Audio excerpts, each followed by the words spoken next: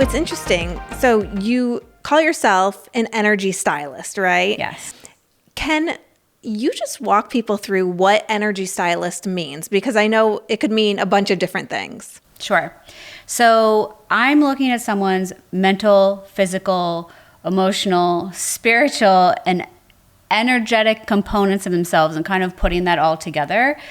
I need to look at that when I'm going in to do a reading or going in to do some type of house clearing work with them. So I'm taking all the components basically of somebody. And if you think about what does a stylist do, they curate something, right? And put this really beautiful version of an outfit together. So instead, I'm just doing that with the actual person.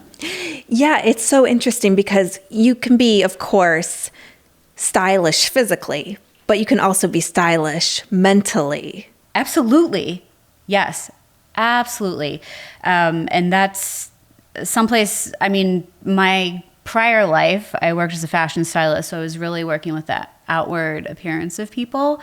But when my career transitioned, I was really starting to look inward and helping people start to get to do their inner work so that the inside actually matches the outside.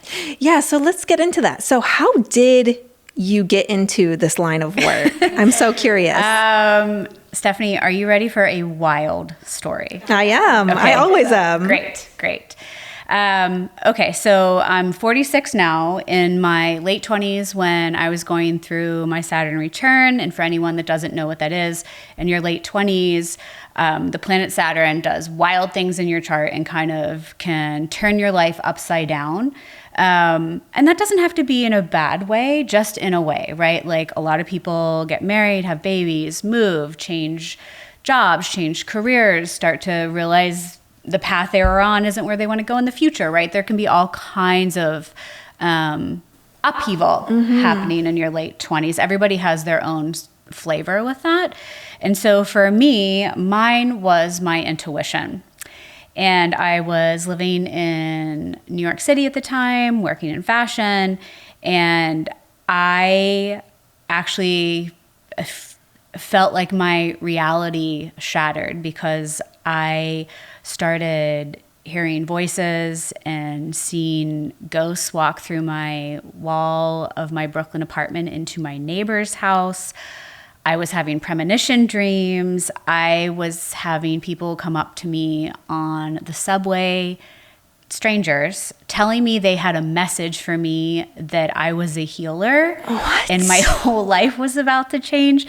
And of course, I did what any good New Yorker would do. I said, fuck you, get away from me. Yeah. So this kept happening. It kept getting louder and stronger. And, you know, I should also confess I wasn't happy in my relationship at the time. I was having kind of a life review around career, like where is this going? So there was other stuff going on, but my reality shattering was kind of at the top of my Virgo list.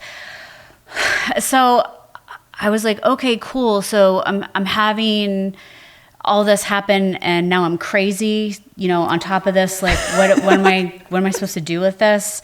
And I kept thinking in my head, I'm like, what, am I supposed to go knock on the door of the mental institution? That just didn't seem it didn't seem like the best idea, but I didn't have any others. I also grew up in a strict Irish Catholic household in the Midwest. So, you know, you think about California being a lot more loose and free and being around people that are psychics or mediums. It's not weird out here, but I didn't grow up in that curriculum. I had no one to talk to, and you have to remember this is 20 years ago at this point, so we don't have social media in the same way. Yeah. We don't even have websites in the same way. Now, far less conversation around it. No, how about no conversation? Yeah. So there weren't. You couldn't go and get your Reiki certification online. You couldn't have a long distance healing. You couldn't even find people that did those things back then. So that's kind of where I was at. So I was running away, crying in a corner, saying, fuck my life. So as they say, when the student is ready, the teacher will show. I ended up oddly in a psychic's office first. So one of my clients that is a former Big Beauty client, I was in there, and this girl in the PR department that I kind of knew came up to me, and she just looked at me. She's like, "Do you believe in psychics?" And I said, "I don't know. I don't really have an opinion on the subject. I never thought about it." And she's like, "I think you need to go see my friend Asa." And I said, Who's Asa? What is this reco for, like, what service? And she said, "Oh, he's a psychic." And I was like, okay. And she said, I just think you need to talk to him. And I'm like, I don't know this girl very well. And she's like, you know, in my head, I'm like, it's like she's sending me to some type of professional. And I'm like, oh my God, she knows something's wrong with me, right? Because, like, I was hearing voices and seeing dead people at this point. I was like, she knows. She knows. Help. So I was very skeptical, but open. And I wouldn't give Asa my last name. You have to remember, people didn't have digital paper trails back then like that. I wouldn't even give him my email. I called him on the phone to make this appointment and said my name was Colleen, and that was it. So I ended up getting to this guy's office, and he opens the door and just looks at me and said, "Oh, you're not crazy. You're psychic." He didn't even say hello. And I said, "What?" And he said, "Are these certain things happening?" And I said, "Yes, every day, all day." And he said, "Yeah, come in. We need to have a talk." This sounds like Sabrina the Teenage Witch. Basically. So I walk into this guy's office, sit down, and he's coaching me, talking to me about this stuff, telling me for someone like me, this is normal. So one big thing he said to me was, you need to get a mentor. And by the way, you're going to quit fashion, leave New York, and move to California. And I, of course, said, over my dead body, am I leaving this island? Right. So I did leave fashion, kind of. I have a lot of clients in fashion. Yeah. And I do live in California. So he might have been onto something. Yeah, clearly. Okay, so I asked him, I said, a mentor for what? For feeling nuts? And he said, no, someone that's going to help you and coach you through all this. And again, I'm like, where do you find this person? And as we all know now, when the student is ready, the teacher will show. I ended up out in the Hamptons, my friend's house. She was my only friend back then that said weird things. She had a book about chakras. She was juicing 20 years early. I heard her talking about her, grandmother's medium that she would go see. And so there was something inside me that said, you know what? That's a safe place to land this information. Yes. So I went out to her house and I cried on her couch and I told her about what's happening to me. And she just looks at me and she goes, oh, you finally figured it out. And I said, figured out what?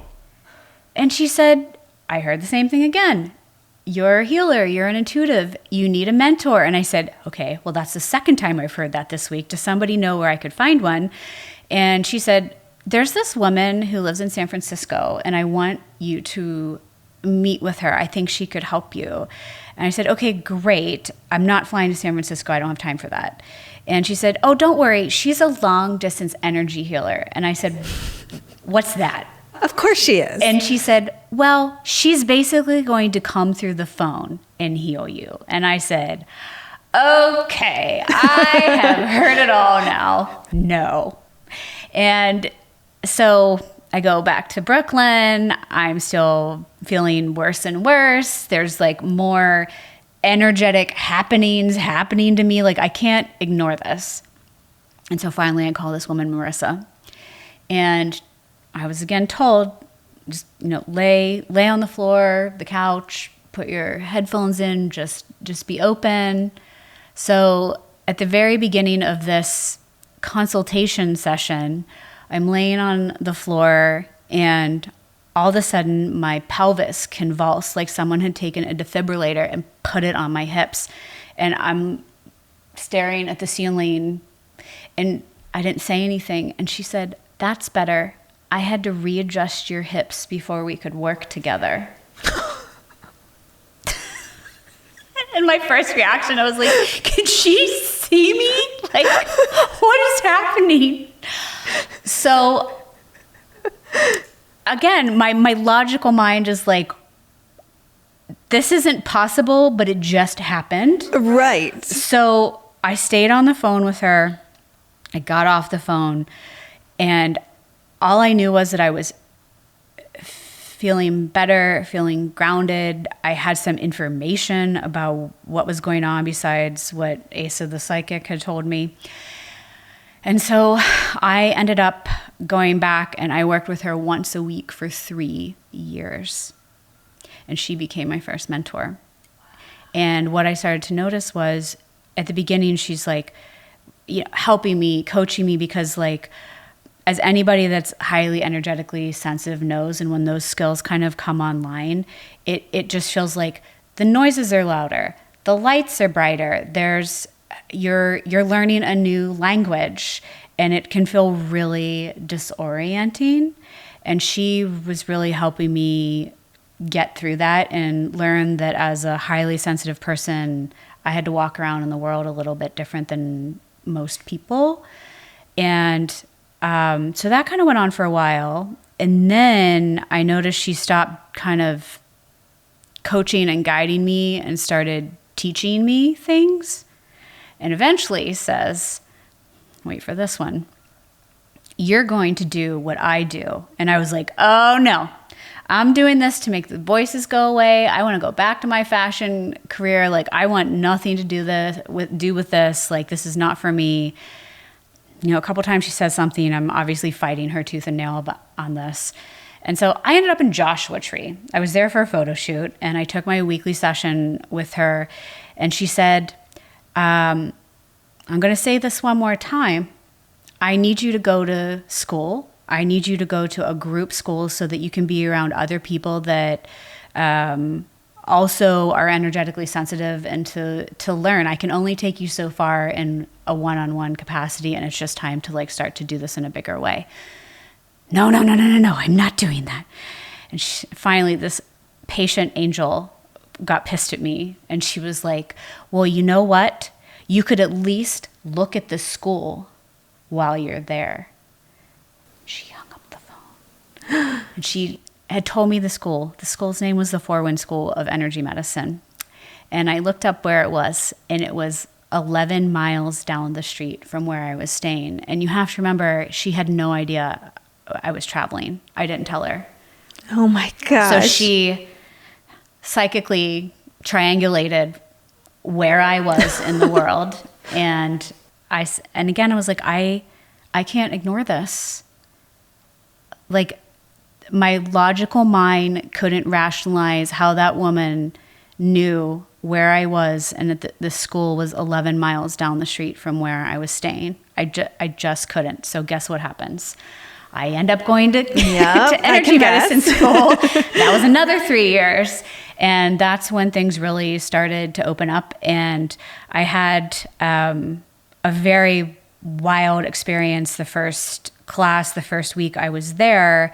At some point, I had met the owner of Alex and Ani, Carolyn. Do you remember that company? They were like charm bangles, and they have the little charm. It has like a 4-leaf clover, or like an angel's wing, or luck sign, like something like that, or saints. All kinds of different archetypes of things that can bring good into our lives. I had met her at a trunk show at Bendel's, when Bendel's was still alive. And she had given me 2 St. Christopher charm bracelets, handed them to me, and I took them home. And I was like, I don't really resonate with this, but Catholic upbringing, I knew St. Christopher's the patron saint of travel. They got lost in my jewelry box somewhere. And 2 weeks before I was going away for my first class, and Joshua Tree, I start feverishly going through my jewelry box, and I find these 2 St. Christopher bracelets, and I just have to take them with me. And I'm like, these don't go with my outfits. Like, this doesn't make any sense. Like, why I don't need to take these. Took them with me. Now I can tell you, if like I get a hit like that, of course I take it with me, because I probably have to like talk to someone or give somebody something, right? Like now that's no big deal. But at the time, I took these with me. I get to Joshua Tree, and the first class, it's, the same way you think about going to college, like a Psych 101 class. There's like 100 people in the class. By the time you graduate 3 years later, there's like 10, 20 people in a class when you're doing like specialized work. So there's a lot of people in this class. And the teacher's like, okay, we're going to teach you a really basic way to read energy. This is the first day. And I have, I get paired with a guy named Christopher. I didn't even think that was weird. I didn't think about it at all. And so the idea was that we have to sense someone's energy. We're going to lay on the floor, and, one person is the client, the other person is the reader, if you will. And so I was the reader, and they were teaching us obviously like how to have good bedside manner. Like, your client comes over, you want to ask, do intake, like, what's going on with you? Why are you here today? And so I ask Chris that question, and he very grumpily says, I don't want to talk about it. And I was just like, really? This is who I get paired with? Yeah. Great. Fuck my life. Yeah. This is the vibe. I don't need this right now. Like, I don't even know why I'm here. I don't know if I'm going to stay past today. Like, I don't need your energy. I don't need your energy. Okay. So he lays down, and all of a sudden, I'm behind him on the floor, like, and I kind of have my hands hovering around his head a little bit, just going like this. And I feel a dead guy standing behind me. And the dead guy says his name is Dave. I know what he looks like. He's tall, dark hair, has a blue fleece zip up that has a white crest. On here, I can hear, he's got like he had an East Coast accent, but not New York. So he's like, tell Chris to stop blaming himself. And I was like, I don't need this right now. So I just got chills. Yeah. So I leaned over, and I was like, hi, new friend. Dave is here. Well, he started to get really emotional, and I could just tell this wasn't sitting right with him. And he said, how do you know his name? And I said, who? And he said, Dave. How do you know Dave's name? And I said, I don't know. He's standing behind me. And like, I started describing him, and he's, the thing that sucked was like everybody else in the room, the partners at this exercise, were all having these like super zen moments with their partner. And this guy's like yelling at me, and I kept, please, I don't want the teacher to come over. I felt like I was in kindergarten again. I was like, don't let them look at me. This is awful. So this goes on, and like, I honestly really didn't even do the exercise the teacher said, because things went in a way different direction. And I also realized that I'm a medium. So that was fun. Found that out that day. And so he sits up, and I was like, I don't know what's going on. He says, I don't either. And like walks off. It's like, cool. Making friends left and right in this place. So I go home. It was obviously a very long first day at school. I get woken up in the middle of the night by Dave, the deceased, standing in the corner of my bedroom. And he tells me, hey, you know those St. Christopher bracelets? Those are for my mom and my sister. Yeah. So he says, I need you to give them to Chris. They want to know I'm okay. I'm somewhere, right? They're asking, they're praying about this. And so Chris knows you're not lying. He shares the same name as my sister and zips out of the room. What did I do? I obviously pulled the covers over my head and stared at the wall until the sun came up. Yeah. Oh my gosh. So, okay. I go into school with the charm bracelets and go up to my new friend, Chris. And I said, hi, remember that guy Dave we talked about? And he said, yeah. I was like, so does he have a sister named Christina? Here we go again. He started yelling, how do you know about Chrissy? Chrissy doesn't have Facebook. I didn't tell you that. You don't even know my last name. Did you, like just starts going on. And I was like, whoa, whoa, whoa. And so I told him what happened, and I told him about the bracelets. And I said, look, I am not trying to get in your business, but like, what is going on here? And he said, so apparently Dave was so Chris, like in real time at that, he was probably like, I don't know, 39 or something. But apparently Chris and Dave were both firefighters from Boston. So that's the accent I heard. And he told me that the way I described Dave and that blue fleece zip-up he was wearing is what they wore around the firehouse, okay? And they went out drinking on Dave's 21st birthday, and Dave died of alcohol poisoning. And Chris took him home, and Chris was blaming himself because, I'm an EMT, I'm a firefighter, I know the signs, like I should have known, I should have taken him to the hospital, and the guy died.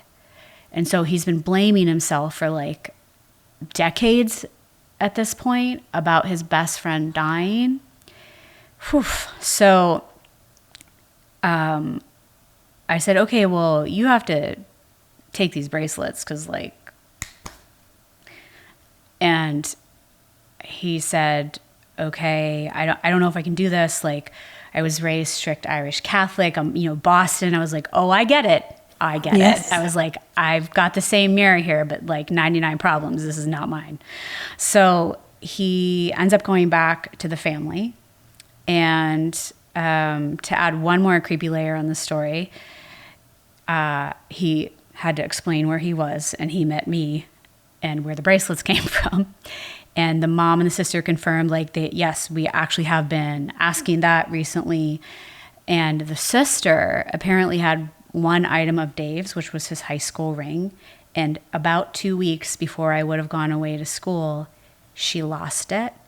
And she started asking Dave to bring something to him of his to replace the ring. And so we replaced the ring with the St. Christopher charm bracelet. Oh my gosh. And he called and told me all this. Chris and I are still friends to this day. Just had a little bit of a rough start. And I still didn't know what was going on, but I knew that whatever this was that was like inside me and like busting out into the world was helping people. And so I felt really good about that. And so I continued going, and I ended up becoming a Reiki master and studying mediumship and tarot and crystals, writing a book on crystals, ended up starting my company. So it was a very interesting journey. So amazing. That is how I transitioned from the fashion world into the wellness world. But what was interesting, I really had this hang up. I'm like, okay, I'm going to leave. I honestly kind of like Irish goodbye New York. I didn't tell anybody, and I just moved to LA. I broke up with a boyfriend. I gave away all my stuff. Like, I did one of those and was out and moved to Venice. And when clients started to come, which that's another interesting story. I was kind of out in LA. I didn't really know a lot of people. Or people I would tell that this was, I knew industry people, but like, I'm not telling them. I'm like building this website and putting these services together and doing all, I'm like this fashion meets psychic stuff. Like what is that? Like, that doesn't exist yet. How do I do this? I want, cause something I learned noticed in the healing world was like, I'm going to be vain for, I was like, everything looks ugly. Like the tarot cards looked scary, the tools we were using, the places we studied, like everything just didn't have a very like visual, palatable vibe. And I was like, if I'm going to do this, I'm going to make this pretty, right? And not scary. So having kind of that fashion aspect to this was super, super important to me. So I built the site, and then another fashion stylist friend, I guess, told the girls at Vogue what I was up to. And so 2 months after I moved to California, I did a intuitive closet cleanse, which is kind of like a signature service for me. Which how I got doing that is another story for another day. But she wanted an intuitive closet cleanse, and so I flew to New York and did this closet cleanse, and she wrote a giant article about it, and my career just skyrocketed and everything exploded after that. And so it was really interesting. Like I kind of didn't leave fashion because I just started seeing people in fashion, beauty, and entertainment. But what was really interesting for me was it felt very gratifying because people were coming up to me and say, oh, well, you get this. Like, you know what it's like to be on set or to do this or, the travel schedule or, blah, blah, blah, blah, blah. Like I understand the stresses and pressures in those industries. And so I, for a long time, very specifically worked in those industries. It's obviously gotten bigger, and I see a lot of people in like real estate and finance. I see a lot of kind of C-suite executive types also, but that's where the roots of this business started, which was right where I started and what I knew. Yeah. Stepping back, do you remember growing up any of those signs? Because now you say, okay, there was this big upheaval in your late 20s where obviously it came to the forefront, whether you wanted it or not. But now in retrospect, did you notice any of those signs earlier? Oh, yeah. I mean, I can definitely speak to that. So I had everything come online very loudly in my late 20s. It has always been there. And when I was doing all my trainings, I think a lot of stuff that I had like shoved down from my past was bubbling up for me to take a look at. Always a sensitive kid, or telling my mom, I was like, I don't like how this room feels, or this restaurant, or I don't like that person's weird, or like, but I couldn't explain why. I would just have a vibe. I was definitely a kid that had monsters under their bed and in their closet. Like, I know it was not just my imagination. I was like sensing things around me.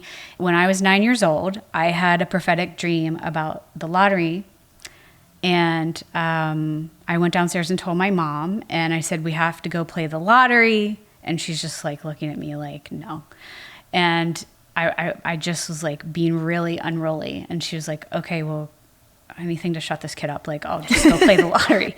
And so I told her what the numbers were. And I said, these are the numbers that are going to hit on the lottery tonight. And it was the like, the pick 3 with the little white balls after the news. Yeah. So I told her that's what the numbers were, and she played them, and she's like, okay, we'll put the TV on. Colleen needs to see the lottery. I was sitting there, and the numbers hit, and I sat there like this, and I said, I told you nobody would listen. And she's screaming and was like, you can't know that. And I said, but I do. And look, I know. And my aunt was over, and she started like choking on her food. And it was this whole thing. And then there was also other times, like I remember telling my mom what my grandmother's kitchen looked like in the 1940s. And she's like, there's no pictures of that, and no one told you. Or like, I knew all the names of her like deceased dogs from when she was a child. Like, I just knew what they were. Like, stuff like that would happen all the time. And it was interesting because, my parents have always been incredibly supportive of me, but also at the same time, you have this like really strange little kid that's like saying wild stuff. Yeah. She's like, well, you can't know that. Well, that's not, like there was that piece, and yeah, it got shoved down. So, and then it exploded in my late 20s. So yeah, I was born like this. I'm clairsentient, clairaudient, clairvoyant, and claircognizant, which means I see, hear, know, feel all the time. And it's taken a lot of training and personal work for me to kind of be able to, healthily walk around in the world feeling like that all the time. Yeah. Are you ever in public spaces and it comes to the forefront and you're like, I feel this energy on this person or this person. Should I tell this person? Should I tell that person? I have definitely been at a cocktail party and like someone's dead grandma is like hovering behind them and I have to like, keep it together. Oh my God. Have you ever actually went up to that person and said, hey, I have a message. I need to tell you this. So that's interesting because, one, I need people to remember, like, I know this kind of stuff feels very like exciting to people, but it's a job, it's work. The boundaries. Yeah. So there's that piece. And like, there's also the boundaries with someone like me walking up to somebody I don't know in a public space. Feel invasive. And saying things like that. Yeah. There has been a few times I have done that, but it's been like being intuitively pushed so hard. And I go up and I tell the person who I am. I tell them, I explain this. And I said, if you don't want to hear this, this is the end of the conversation. And that's totally fine. I mean, honestly, I've done that like a handful of times in 10 years. So like, I don't make a practice of doing that. I think it's weird, right? You watch like the Long Island Medium, right? Teresa Caputo keeps going up to people at like gas stations and, telling them all this stuff. And again, I'm not behind the scenes there. I don't know if they're like asking for permission or whatever, but that's a big thing. Like in life, you don't just like walk up to somebody and say all this like wildly personal stuff. And honestly, if I'm at a party, like I'm there to be with my friends and family and have a good time. I don't want to be working. Yeah. Because it's work for me. Yeah. No, I get that. So that's the long-winded answer of that. But in the same vein, I'm constantly like picking stuff up in the field. I just do. Yeah. Oh, did you win the lottery, by the way? Oh yeah. So hold up. So my parents won the lottery. That was like 1989-ish. They won $2,000 in the 80s. They bought a sweet camcorder. I love that. But yeah, other people hit. It wasn't like, I'm not retired is what I'm saying. Right. Yeah. But yeah, I won the state lottery. That's wild. Wild. And you're just like, yeah, I knew. I have a weird thing with numbers, but like not when, like if somebody were to like pressure me and be like, I want you to gamble for me and whatever, like I go blank. But I remember this very specific time when like I was not like, I'd say fully in my power with what I'm doing. I'm still studying. I'm like, nobody knows I'm doing this. And I was at a client's in an office building and they said, oh, we're having a baby pool, right? Like whoever is pregnant, and they have the big thing up on the wall that's like height, weight, date of birth, time of birth, like a whole bunch of stuff. And they were like, oh, do you want to do this? I was like, yeah, of course. And I just like literally was talking to the person about like something, unrelated, right? Clothes, right? And I'm like up here, right? Just writing stuff in and like boop, boop, one about my business. And I came back and the VP came up to me and was like, so you won the baby lottery? And I said, oh. And the VP was like, yeah, you got all the categories down to like the ounces in the seconds of the baby being born. And I was like, oh. And I was like, but for me, I was like, oh no, like I've been found out. Yeah. I still was at that point that I wouldn't have been like, well, this is actually what's going on with me. And I felt a lot of like fear and shame because I'm like, I don't want anybody to know, right? Yeah. I'm still at that point. So yeah, I have a very like strange relationship with numbers. Can we all have some ounce of that within us? Because I remember when I was a kid being in a auditorium full of people, and there were like 3 people that were chosen to go up to the front and play this game to win something. Yeah. And I just wanted to stand up because I was like, I already know I'm getting picked to go down there. Like, I just wanted to, I was like, I may as well just stand up now because this whole auditorium of 500 people, I know I'm one of those 3 that has to go up there. And I did not want to go up there. I was like, please, I don't want to. It was a basketball game. I hate sports. I'm terrible. I'm like, but I already knew. And of course, my name was called, but it's just like that weird sensation of just knowing. I think everybody has the ability to tap into their intuition, and you hear people that even don't identify sensitive will say something weird, right? That they're like, I was thinking about this person and they called, or you know, like stuff like that. But I think it's a matter of like, it's a muscle and you can flex it, right?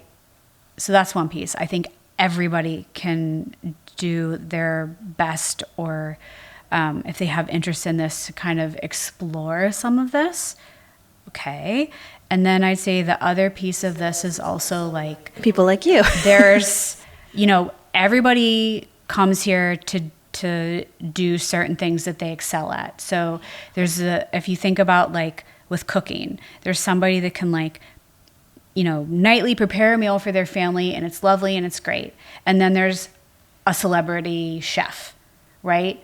Neither wrong or right, just like this person was literally born to like be a savant in the cooking world, right? Like that's everybody's here with their own special talents. This is what I do for a living. Yeah. Do you think that everybody is born with a certain purpose that they're set out to evolve and learn about throughout life? I do. You know, that gets into some really interesting ideas. There's a thought about like this thing called soul contracts, that like, you know, you're up there, whatever that means to you when you're not in a human body, you're out in the cosmos, the universe, wherever your little energy body is floating around, comes down to earth and kind of is here to learn certain things, experience things, meet certain people, do all that.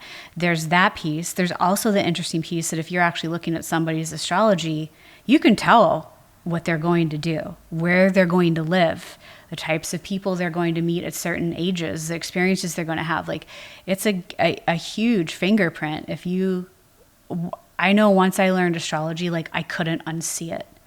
Yeah. So yeah, I think there's some different ways you can kind of look at, like, I call it sky math, right? You're looking at your astrology, or there's that more, you know, woo-woo piece that you're like not looking at some kind of chart or graph, that you're like, there's these certain things this person is meant to do or not meant to do here. Do you think that you're meant to learn that over decades or even longer, you know, throughout the course of your life? Yeah, I think you coming here, there may be, you know, experiences or lessons you have to go through for, you know, 5 years to 80 years, right? It just depends on the person. Yeah, absolutely. Well, that's amazing that you were able to take your love for fashion and your upbringing and bring it into this new medium. Pun intended. Yeah, pun intended. Like, absolutely. I knew that, you know, people are so sensitive to how things look and how they're designed. That's why I was like, I want people to pay attention to this. So it needs to be done in a certain way that's going to resonate. Yeah. Well, so when people do wear clothing, when they're either on air, at red carpet events, what are some things, and even on a daily basis, what are some things that women should think about when they're choosing what to wear? Yeah, I think when women are choosing what to wear, it's very important to think about like color psychology, that certain colors exude certain things. I was going to say, I was so worried to wear black today because it was like, oh my gosh, I'm going to get judged because black is going to give off some sort of weird psychology. Honestly, black was my second choice for today. I went with pink, which brings me to another subject. There's a way to kind of interpret what someone's power colors are. And I know for me, I wear a ton of black. When I'm not on camera or doing something media forward, I'm in black. But pink and white are really good for me to like be seen out in the world. Interesting. So, I'm working with my personal power colors. So there's that piece of the formula. There's also the piece of what those different colors represent. So that's something that you want to look at, right? And again, it's kind of bridging over into the old area of my life of like, obviously we're going to look at skin tone and we're going to look at silhouette and, what's this event about and all those things. But you do really want to pay attention even to the fabrics or what are the symbolisms on the clothes. There can be all these very fine details that you may not like interpret it in a very forward way, but if it was or wasn't there, like your system would take that in, right? Like what do the buttons look like, or the little patch, or this or that, like what the stitching, like your mind is still intuiting that as part of the whole package. Interesting. And when we talk about the psychology of colors, are there certain colors that make a person come across one way or another way? Sure. I mean, again, black's a very like chic color to wear. You can even get into the chakra system that you think about, like pink is associated with the heart, right? Pink and green are.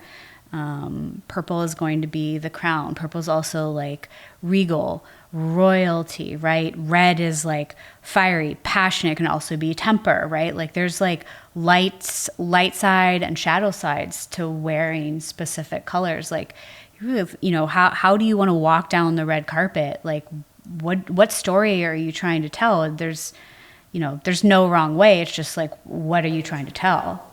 Yeah. So if somebody wants to walk on the red carpet and they just want to exude confidence, is red the color that? Yeah. I mean, it's a red or like bright pink, right? It's like a show-stopping color, or wear something that has like sequins or paillettes on it, right? Like people are going to pay attention to those clothes. Yeah.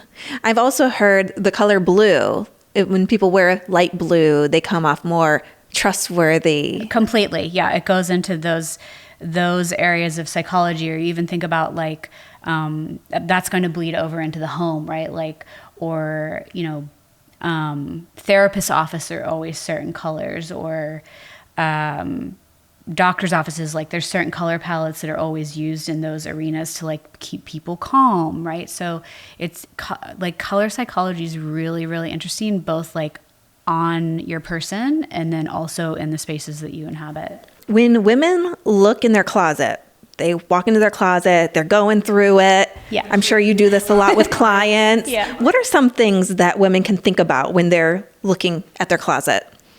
Oh God. Well, I'm a Virgo, so the first thing I'm looking at is organization. I can't take a messy I can't take a messy closet. That Virgo energy. Yes. Oh man. The other thing I think that people should look at in their closet is making sure that everything's really current. And I don't mean seasonally or trend-wise, which again, of course, you're going to look at that piece, but like current, I mean with like current with who they are, because I watched this happen with clients. Because again, I've worked with a lot of female execs, and so a good example of this is like, let's think it's like post-COVID. Work changed. Nobody went back to the office. So true. I saw all these like women with an army of like business suits in their closet that they're literally never going to wear again. Oh, I have containers Correct. full. So the interesting thing about that is like, it's not that you're still not going to be this, powerful female executive doing X, Y, Z, but you're not doing it in the same way. You're not showing up in the same way at work anymore. Why are you keeping all this stuff that's like literally doesn't represent who you are? So I think that that's really interesting to kind of take that like, closet review of, you're like, okay, I'm still an exec, but like, this just isn't how I show up at work anymore. That makes so much sense, because I have all these anchor dresses, all these news anchor dresses from when I did anchoring every single day. My job has shifted. I do a lot of national digital reporting. I'm not on air every single day in the same capacity that I was. So I put them all in a bin. I'm like, but one day if I'm a news anchor again, I can wear these dresses. But the thing is, even if I go host, anchor, whatever it is on air full time again every single day, I'm likely not going to go back to those clothes that are in that dusty bin anymore. Likely not. I think somebody is itching for a closet cleanse personally. Yeah, I know. So it's like, throw that stuff out. I should just take those bins, and because they're not in my closet anymore. I'm like, there for one day, but I'm like, that when that one day happens, I'm not going to want those. No, you're not going to. And again, well, let's jump back over to the fashion side, like the styles, the silhouettes, like the color palettes, everything's going to be different again. So why hold on to these like old pieces of ourselves that are completely outdated? Yeah. So when women are doing a closet cleanse and looking at their wardrobe, should they just start pulling things out that resonate with them, that make them feel good? What's the first step there? Yeah, absolutely. If you think about that, like, I mean, again, there's the purpose piece. You're like, these are clothes I wear to exercise in. I need these clothes. I need these yoga pants. Yes. Like those are very practical pieces, right? So I think, which can be fashionable too, because then I get a better workout in, just saying. I agree. So pulling practical pieces. I think also, things that like really light you up, that you're like, I feel great when I wear this. Yes. If there's stuff in there that you're like, you've had for a year or 2 years, and it's like, you might pick it up and go, should I wear this? And like, you always put it back. There's no reason to hold on to that. You're never going to wear it. Yeah.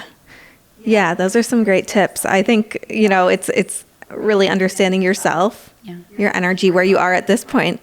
Yeah. Too. I would tell your listeners to like really think about it like the closet is a container of energy. If you think about a container, there's only so much room for something in like a mason jar, right? So if you don't like release stuff in there, there's not room for like new life and fresh energy to kind of enter into the container. Interesting. Yeah.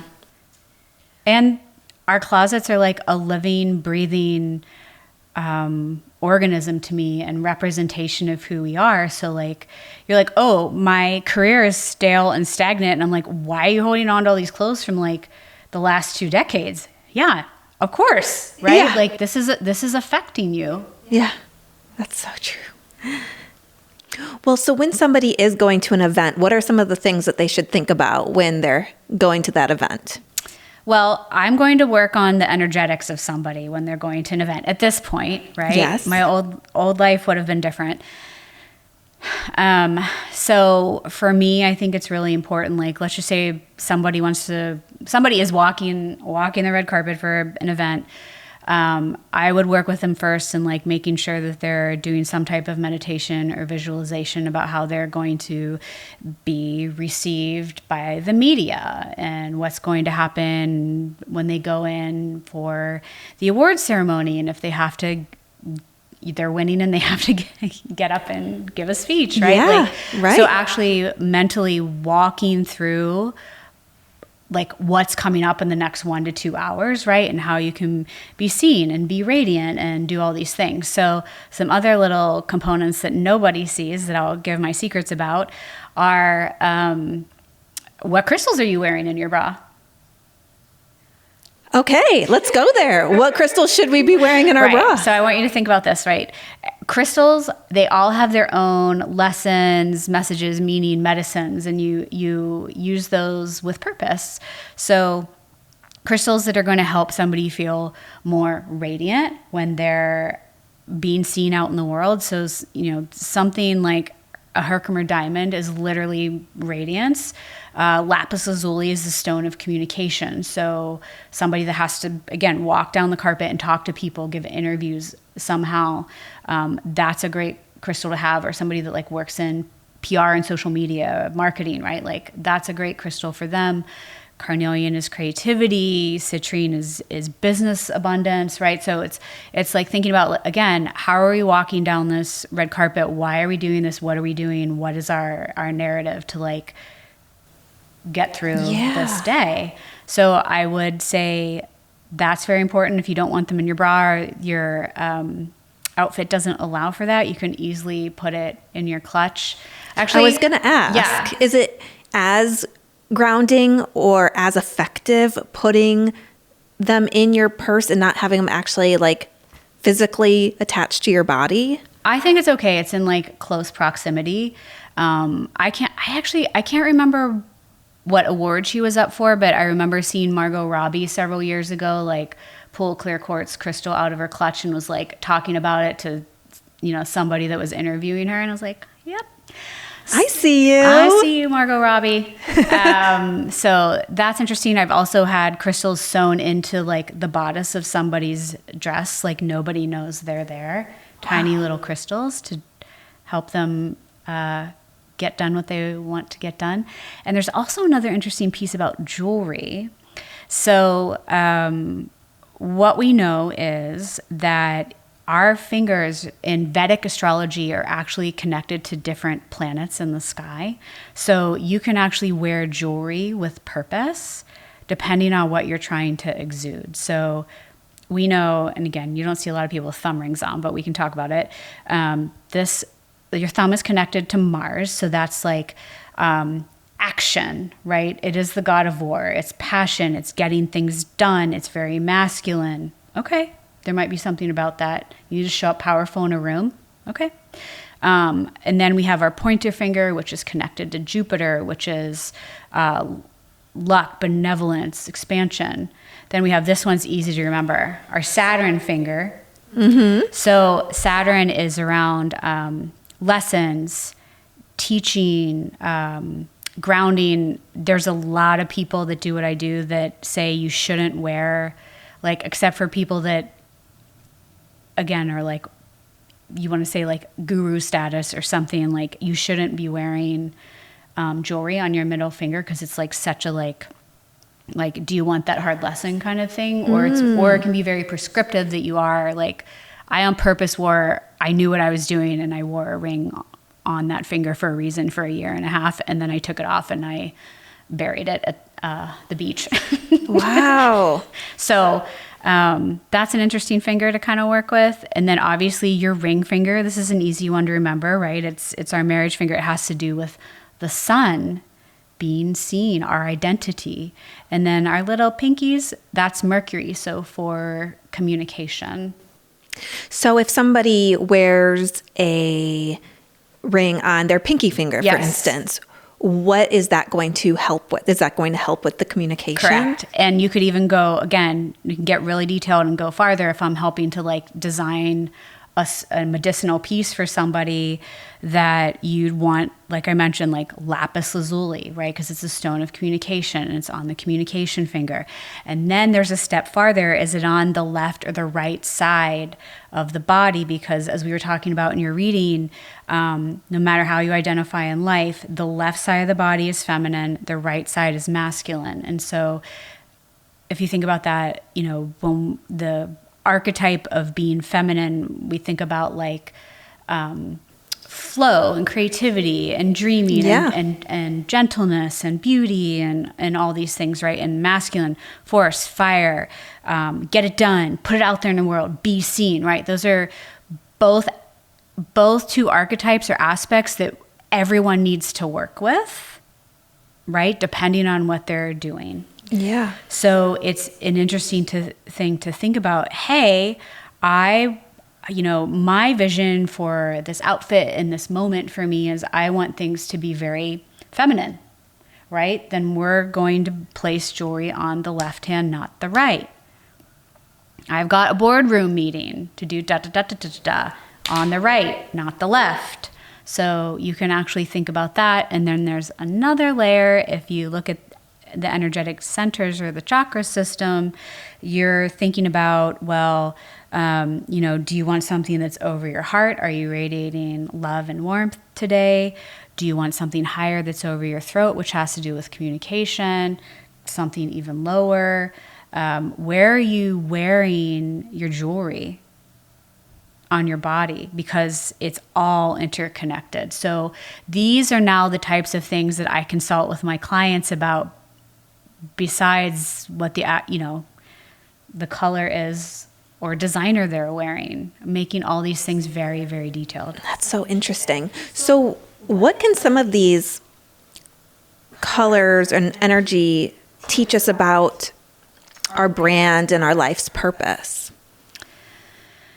I think what this can teach us about our personal brand is how do we want to show up in the world? Like, what are we exuding to people, and to be incredibly intentional about what you're doing. Like, don't just throw things on, or don't just wear certain silhouettes or colors really because they're trendy. Like, that might be really against your energetic framework to wear something like that. So I think it's incredibly important, as I'd say about anything in life. Like, you're intentional about where you live, who you spend your time with, the food you put in your body. Why wouldn't you be intentional about the clothes that you put on and how you allow people to see you out in the world?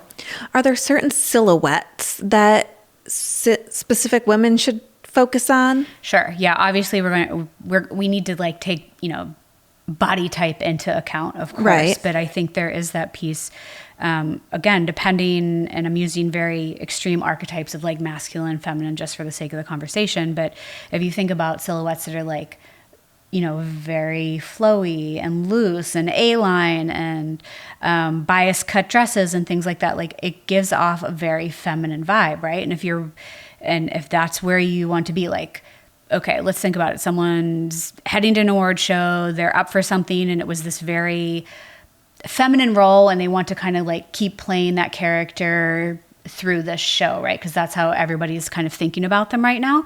Then yeah, you want to put them in something feminine. But if a woman, wants to come out like powerful or hard or fierce or whatever her word is that she's using, yeah, you might get her in something more structured or more metallic, or it really literally just depends on the storyline that's going on, and it's my job to kind of help with like energetically backing that. You work with a lot of different clients too. Yes. I've read your roster. You work with Goop, Gwyneth Paltrow, I bet a bunch of celebrities you can't even name. But do you feel like when you meet these celebrities, do you feel like there's a common energy that you see among celebrities or public-facing figures when it comes to their energy? I think everybody has their own unique energetic fingerprint, so to say. Yeah, I wouldn't say there's one thing, but I think you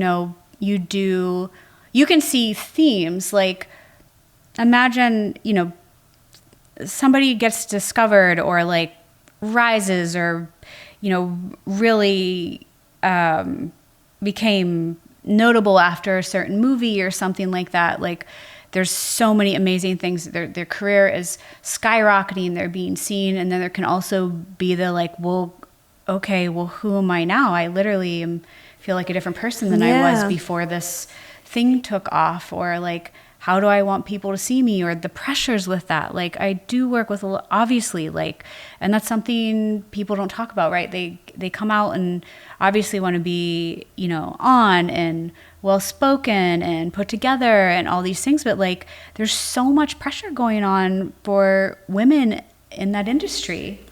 Well, and that's a good segue, because a lot of our listeners are on air, on television, are anchors, are journalists. So we're on the TV screen, perceived all the time. How can a woman show up aligned and confident in who they are? How can they bring that energy forward?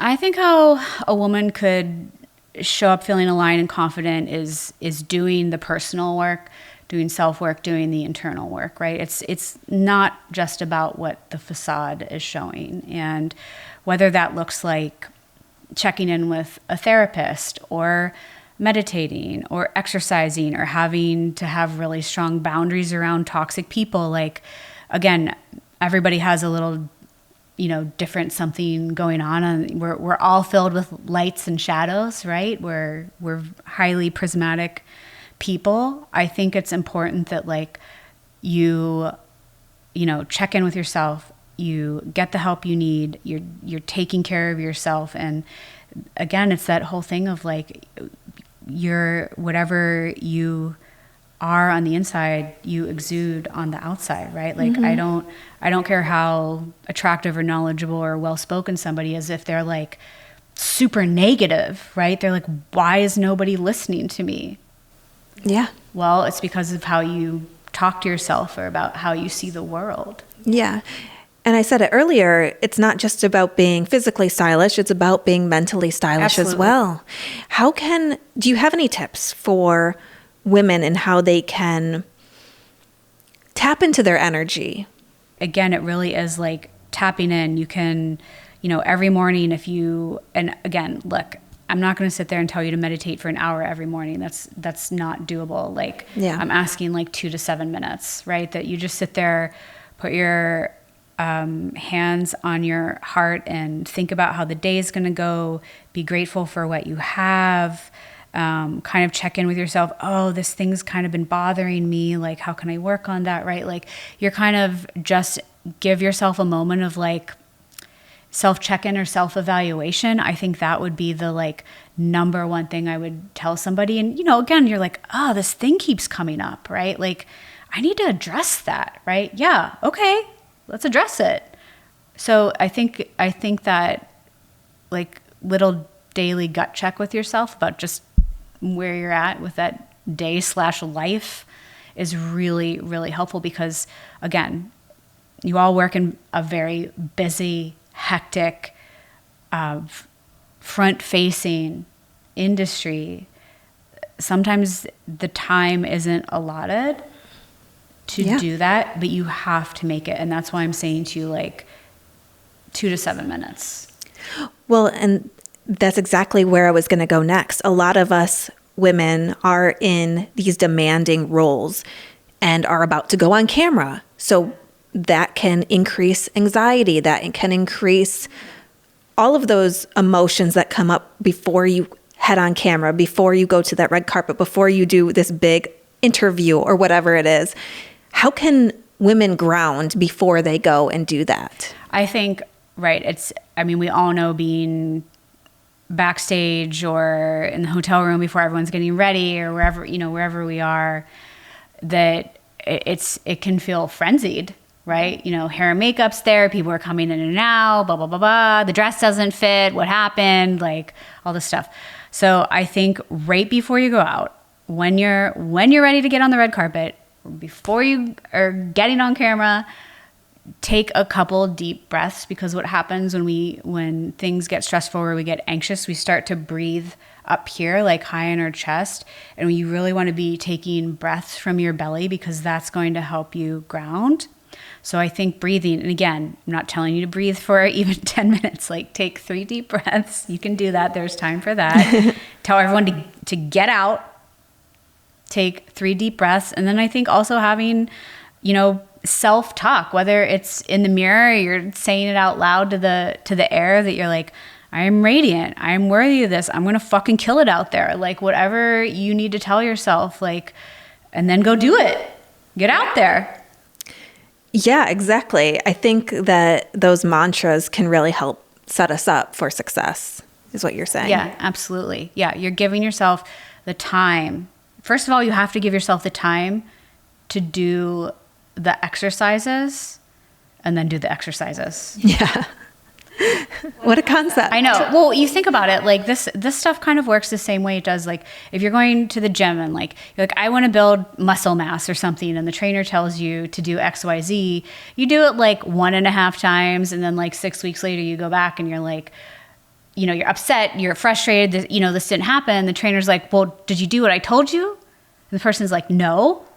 Well, you have to make this a practice. Yeah. Well, and a lot of women, it's a new year. It's 2026. Tis. So a lot of women have career goals. They want to chase their dreams. They want to make changes this year. How can women learn their purpose and learn which direction to take? I think women can learn their purpose. Again, like, you have to take the time to sit with yourself. Like if you're constantly scrolling, when you're sitting around, like there's no blank space or white space for new ideas to show up, or do you kind of be like, oh, I don't like that, right? Like whatever good, bad, or ugly, you're not giving yourself the actual space to even think about what you want to call in or who, what version of you want to be next. So again, the time and the space, the silence, the stillness, like whatever that looks like, I think it's the most important thing. And then the piece of actually going after it and not just talking about it, that you're going to do it.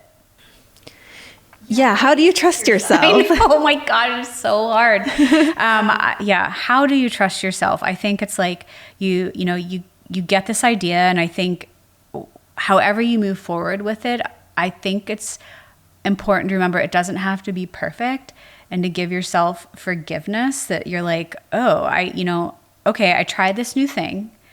I fucked up a little bit, but like 80% of it was good. Okay, let me reevaluate, right? So like, don't be hard on yourself about this new version of yourself or new idea you're trying to put out in the world. You have to take it for a test drive a little bit, and it's not going to look exactly how you want it on day one, right? You have to kind of like step into it, grow into whatever that idea is, but you have to take the chance. Yeah. Well, it is 2026, Yes. and you do a lot with tarot cards, energy, astrology, all of the things. What are you seeing for the year 2026? Okay, so what I'm seeing for the year 2026 is I'm going to talk about the mystical right now. So we know we just exited a number 9 year, a year of the wood snake. Snakes have to do with shedding. It was the end of a numerology cycle of 9 years. So I want people to think about in their heads, oh my God, you just got to the end of a cycle of what happened in the last 9 years. That's a lot of stuff. Yeah. And we ended that cycle, right? Nines are about endings. And now we walk into 2026 was a number 1 year. Number 1 year, it's clean slate, new beginnings, fresh starts, fresh energy. It's another cycle of 9, but you're at 1, right? So it's a brand new beginning. So there will be a lot of changes this year. The energies are shifting. There's a lot going on in astrology. Really great that pretty soon, financial restrictions are going to kind of lift for people, which is really nice. That's coming up. You start to see new partnerships coming in that you want to work with, new ideas too, right? Like that's also, I've been talking to a lot of clients that like they've had a new idea in 2025, but it was literally like trying to walk through mud to get there. And then all of a sudden it's like, oh, I just feel like I can do that right now. I don't know why I couldn't do that. I just can do it now. It's energy. Mm-hmm. So I think that we have energetically a very big opportunity to start doing things in a new way. It's the year of the fire horse, right? So horses and animal medicine, they're like, they're free and they're running and they're traveling and they're fast. Go. Yeah. So you have a lot of things changing quickly. And again, it's that like, I've literally been trying to get this to move for 4 years and now it moves. Really? So I think there's that narrative, but that's great, right? You're like, yay, finally. Yeah. And fire is the element that's associated with the horse this year. And fire's like things get transmuted very quickly. Like imagine this, you need to get rid of a piece of paper. If you bury it in the earth, it decomposes very slow. If you drop the paper in the fire, poof, right? It's gone. So things are very fast this year. Things transmute very fast. Like deals could move quickly, right? Yeah. Like that's something that would be really interesting, or things coming out of nowhere, or that thing that I wanted to change for the last 5 years finally clicked, right? So I think we're going to see a lot of that. Not right away, not in January. And again, it's interesting, like we know we have that New Year's, January 1st, which is like the Gregorian calendar New Year's, but there's other things to track, like Chinese New Year is January 17th. We have the astrological New Year, which is March 20th, 21st. So you can kind of look at it like Q1 is when all these shifts start to happen. You're not going to like see it instantly on January 1st, right? Right. Yeah, but there is something to be said that, like, you know, by the time we kind of get into like early spring, you're like, oh, I can see it, I can feel it. Oh, it's dripping in, right? Like, oh, I get it now. So I think that's gonna, like, you're just gonna start to see that like fresh energy out in the world. Yeah, and that energy is just going to feel quick. It will feel quick. Yeah, things happening quickly. So would this be a lesson to women that they should go try things, see what sticks? Is that the year for this? Yeah, this is definitely the year for that. Definitely, like, get out there and do it, and also be like, okay, let me also have patience with this. Let me try this on and then see if I like it. Do I need to tinker with this a little bit? Yeah, I feel like this could be an exciting year for people. I think it could also be kind of a scary year. It's also, yeah, that's the shadow side of this. Like, it is scary because if you think about it, like, there's all this new change. People want to be different versions of themselves. There's new narratives, new energy, all this stuff coming in. Then your brain goes, you know, all this stuff also leaves or has been shedding throughout 2025. And even if you didn't like those things, you're like, well, who am I now if I don't have this? Mm-hmm. Or if I don't do this thing this way? Or I don't let people see me this way? Like, there's it can be very like ungrounding, or you almost like can feel empty, right? Because you're like, I don't know who I am anymore. And not in a bad way. You know, you know who you are at your core, but you're like, I don't know how I operate now. It's like a new operating system. Yeah, and a lot of us can have these high expectations for ourselves. And when it's a new year, new fresh start, new beginning, we're like, whew, am I going to live up to that expectation? Totally. There can be tons of pressure with that. And again, just give it a try and give yourself grace and be forgiving about these new physical or metaphorical outfits you're trying on. Yeah. Well, Colleen, this has been fascinating. I could ask you a million more questions, but what's something that we can leave with our listeners when it comes to energy and style? I think something I'd most like to leave with your listeners is to try and walk through the world with intention. So no matter whether it's something that you're putting on or putting into your body, what your thoughts are, that you want to try your best to do everything with intention. And I think that helps to kind of like guide your compass or follow your North Star. I love that. Also, where can people follow you, get a session with you, buy your book? I want to hear all the things. Come find me. My name is Colleen McCann. I'm the founder of Style Rituals, and I'm at style_rituals on all the socials, or stylерituals.com.